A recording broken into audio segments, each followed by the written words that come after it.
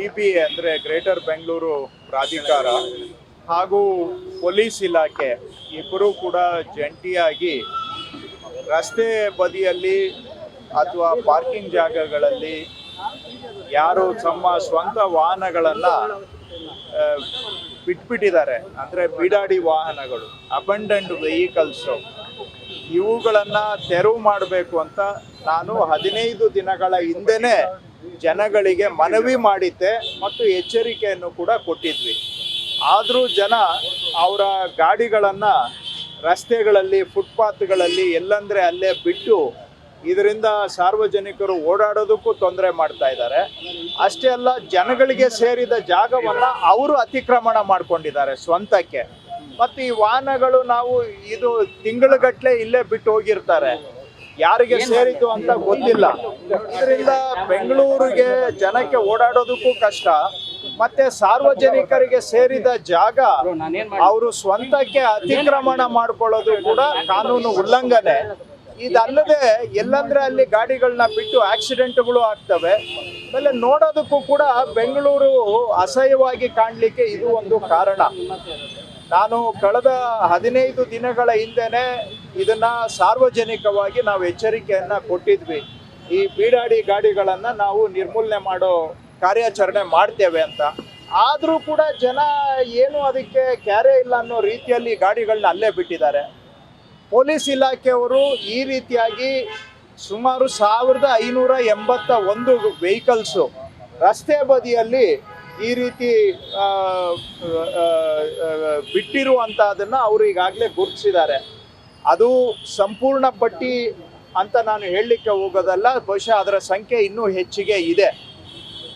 ಅಂತ ಗುರುತಿಸಿರುವಂಥ ವೆಹಿಕಲ್ಸನ್ನ ಈಗ ಇವತ್ತಿಂದ ನಾವು ಅದಕ್ಕೆ 1 ವಾರದ ನೋಟಿಸನ್ನು ಅಂಟಿಸ್ತಾ ಇದ್ದೇವೆ. 1 ವಾರದ ನೋಟಿಸ್ ಅಂಟಿಸ್ತಾ ಇದ್ದೇವೆ. ಜಂಟಿ ಕಾರ್ಯಾಚರಣೆ GBA, ಕಾರ್ಪೊರೇಷನ್ಸು ಹಾಗೂ ಪೊಲೀಸ್ ಇಲಾಖೆ ಈ ನೋಟಿಸನ್ನು ಅಂಟಿಸಿ 1 ವಾರ ಅವರಿಗೆ ಸಮಯಾವಕಾಶ ಇರುತ್ತೆ.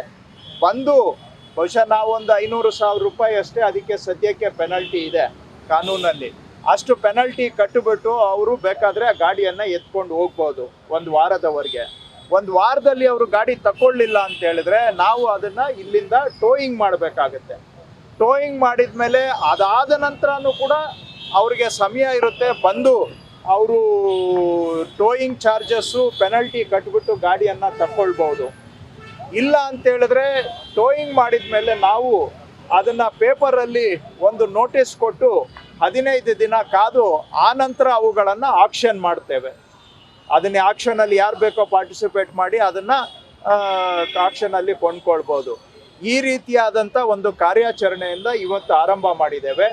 ಇವತ್ತು ನೋಟಿಸನ್ನು ಅಂಟಿಸಿ ಆ ವೀಲ್ಗೆ ನಾವು ಲಾಕನ್ನು ಹಾಕಿದ್ದೇವೆ. ಅವರು ಗಾಡಿಯನ್ನು ತೆರವು ಮಾಡಲಿಕ್ಕೆ ಆಗೋದಿಲ್ಲ ಅಂತ ನಾನು ಪೊಲೀಸ್ ಇಲಾಖೆಯವರಿಗೆ ಹೇಳಿದ್ದೇನೆ. ಇದು ಪದೇ ಪದೇ ಇಲ್ಲಿಂದ ತೆಗೆದುಬಿಟ್ಟು ಹೋಗಿ ಇನ್ನೊಂದು ಕಡೆ ಹಾಕಿದರೆ ಅಂಥವುಗಳನ್ನ ಗುರುತಿಸಿ ಅವಕ್ಕೆ ಸ್ವಲ್ಪ ಸಿವಿಯರ್ ಪೆನಲ್ಟಿ ಹಾಕೋದಕ್ಕೂ ಕೂಡ ಒಂದು ದಾರಿಯನ್ನು ಹುಡುಕಬೇಕು ಅಂತ ಹೇಳಿದ್ದೇನೆ. ಯಾಕಂದರೆ ಭಾಳ ಸಲೀಸು ಇಲ್ಲಿ 1000 ರೂಪಾಯಿ ಕಟ್ಬಿಟ್ಟು ತೊಗೊಂಡೋಗಿ ಇನ್ನೊಂದು ಜಾಗದಲ್ಲಿ ಬಿಟ್ಕೊಳ್ಳೋದು. ಸೊ ಯಾರು ರಿಪೀಟೆಡ್ ಅಫೆಂಡರ್ಸ್ ಇರ್ತಾರೆ ಅವ್ರಿಗೆ ಸಿವಿಯರ್ ಪೆನಲ್ಟಿಯನ್ನು ಮಾಡಬೇಕು ಅನ್ನುವಂಥದ್ದು ಹೇಳಿದ್ದೇನೆ. ನಾನು ನಮ್ಮ ಹತ್ರ 1581 ಗಾಡಿಗಳ ಪಟ್ಟಿ ಇದೆ, ಬಟ್ ಇದೇ ಸಂಪೂರ್ಣ ಪಟ್ಟಿ ಅಂತ ನಾನು ಹೇಳ್ತಾ ಇಲ್ಲ. ಟ್ರಾಫಿಕ್ ಪೊಲೀಸ್ದು ಅಸ್ತ್ರಮ್ ಅಂತ ಒಂದು ಆ್ಯಪ್ ಇದೆ. ಆ ಅಸ್ತ್ರಮ್ ಆ್ಯಪ್ನಲ್ಲಿ ಸಾರ್ವಜನಿಕರು ಕೂಡ ಇಂತಹ ಬೀಡಾಡಿ ವಾಹನಗಳನ್ನು ಟ್ರಾಫಿಕ್ ಪೊಲೀಸ್ಗೆ ರಿಪೋರ್ಟ್ ಮಾಡಬಹುದು. ಅಸ್ತ್ರಮ್ ಆ್ಯಪ್ ಮುಖಾಂತರ ನಿಮಗೆ ಬೀಡಾಡಿ ಗಾಡಿ ಯಾವುದಾದ್ರೂ ಇದ್ದರೆ ಅದನ್ನು ನೀವು ಸರ್ಕಾರದ ಗಮನಕ್ಕೆ ಟ್ರಾಫಿಕ್ ಪೊಲೀಸ್ನ ಅಸ್ತ್ರಮ್ ಆ್ಯಪ್ ಮುಖಾಂತರ ತಗೊಂಡು ಬಂದರೆ ಅಲ್ಲೂ ಕೂಡ ನಾವು ಇದೇ ಕಾರ್ಯಾಚರಣೆಯನ್ನು ಮಾಡ್ತೇವೆ. ಅವ್ರಿಗೆ ನೋಟಿಸ್ ಅಂಟಿಸ್ತೇವೆ, ಆ ಗಾಡಿಗೆ 1 ವಾರ ಕಾದು ನೋಡ್ತೇವೆ. ಅವ್ರು 1 ವಾರದಲ್ಲಿ ರೀಕ್ಲೈಮ್ ಮಾಡಲಿಲ್ಲ ಅಂತ ಹೇಳಿದ್ರೆ ಅವನ್ನೂ ಕೂಡ ನಾವು ಟೋವಿಂಗ್ ಮಾಡ್ತೇವೆ. ಒಟ್ಟಾರೆ ಬ್ಯಾಂಗ್ಳೂರಲ್ಲಿ ಸುಧಾರಣೆ ಆಗಬೇಕು. ರಸ್ತೆ ಬದಿಗಳಲ್ಲಿ ಎಲ್ಲಂದರೆ ಅಲ್ಲಿ ಈ ಥರ ಗಾಡಿಗಳನ್ನು ಬಿಟ್ಬಿಟ್ಟು ಸಾರ್ವಜನಿಕ ಜಾಗ ಅತಿಕ್ರಮಣ ಮಾಡೋದಕ್ಕೆ ಕಡಿವಾಣ ಹಾಕಬೇಕು. ಪಾದಾಚಾರಿಗಳಿಗೆ ಆಗ್ತಕ್ಕಂಥ ಅಡಚಣೆಯನ್ನು ಕಡಿಮೆ ಮಾಡಬೇಕು. ಜನ ನೆಮ್ಮದಿಯಾಗಿ ಬದುಕೋದಕ್ಕೆ ಅನುಕೂಲ ಆಗಬೇಕು.